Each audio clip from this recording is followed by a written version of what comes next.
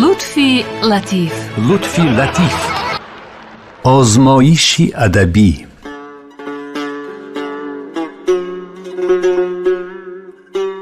میگویند در مجلس یکی از شاهزادگان تیموری که مولانا عبدالرحمن جامی و شاعر معاصرش مولانا بینایی حضور داشتند، سخن از بدیهه گویی رفت.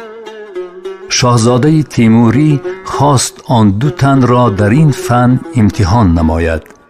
از این رو خطاباً به جامی گفت: میخواهم این 4 چیز، چراغ، غیربال، نردبان و تورونج، در شعر گنجانیده شود. جامی در جواب این روبایی را سرود: ای گشته چراغ دولتت بدر منیر، غیربال شود سینه اعداد ز تیر. بر پله نردبان همت نی پای، و از اوج فلک ترنج دولت برگیر.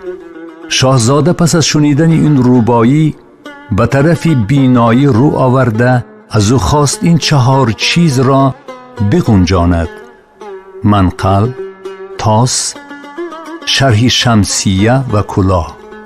بینایی این روبایی را انشا نمود: چون منقل اگرچه دود آهی داریم، بر تاس فلک نه کارگاهی داریم.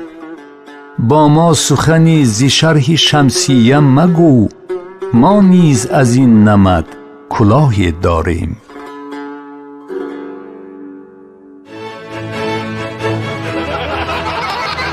دوستان همراه، بخش لطفی لطیف را شنیدید. همیشه خوشحال و خوشگوی و خوش‌طبع باشید.